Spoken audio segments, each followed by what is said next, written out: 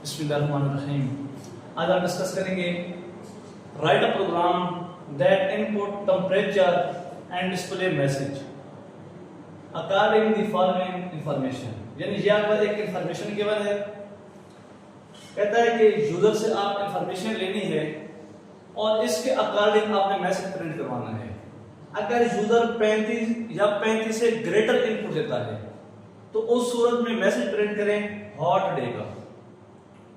अगर मैसेज को देता है बिटवीन 25 एंड 35 यानी 25 और 35 के दरमियान इनपुट देता है तो ऐसी सूरत में मैसेज प्रिंट करें प्लीजेंट डे। और अगर वो 25 से लेस देन एंटर करता है तो मैसेज देना है कूल डे। यानी ये कंडीशन उसे बता दी है। अब देखें, ये तो हमने हैश इंक्लूड उस तरह लिख देना है, कॉन्स्टेंट एच भी लिख देना है एंड में। असल कहानी स्टार्ट हुई यहाँ पे, जो हमने लॉजिक बनानी है। जो मैसेज थे कौन से मैसेज प्रिंट करवाना है हॉट डे, यानी हमने प्रिंट एफ करवाना है हॉट डे। फिर क्या प्रिंट करवाना है प्लीजेंट डे, यानी हमने क्या प्लीजेंट डे प्रिंट करवाना है। और फिर प्रिंट करवाना है कूल डे, हमने क्या लिखा कूल डे। लेकिन कब करवाने हैं उसके लिए हमें लॉजिक बनाना पड़ेगी। यानी ये उसने जो कंडीशन लिखी है इसके लिए हमें लॉजिक बनाना पड़ेगी। देखिए, सबसे पहले तो हमें 35 को एंटर करवाना है मिसाल के तौर पर, तो हमें एक ऐसा वेरिएबल चाहिए जिसके अंदर हम वो टेम्परेचर इनपुट करेंगे। तो हमने एक डेटा टाइप और एक वेरिएबल ले लिया टी नाम का।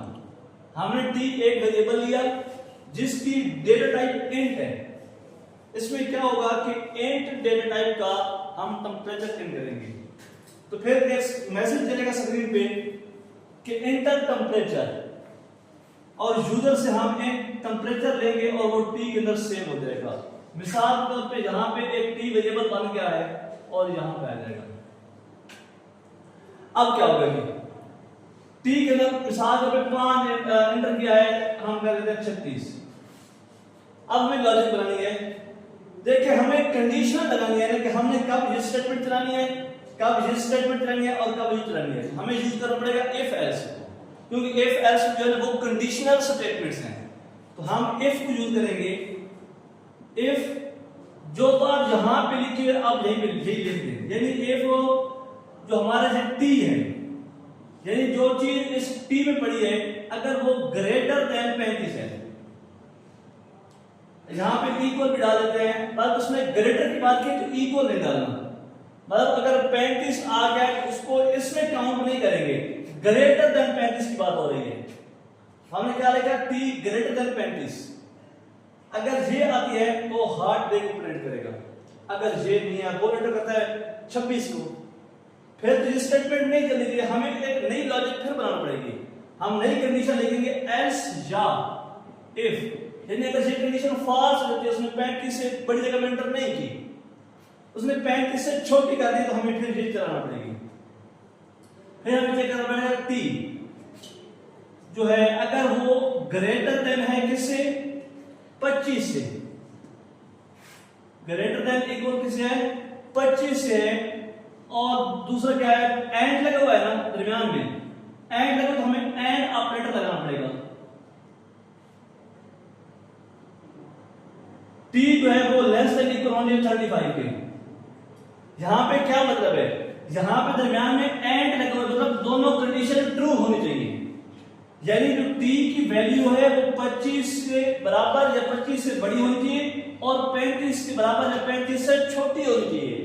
मतलब वो वैल्यू भी आप नहीं ले सकते जो 35 से बड़ी है, और वो भी नहीं ले सकते जो 25 से छोटी है।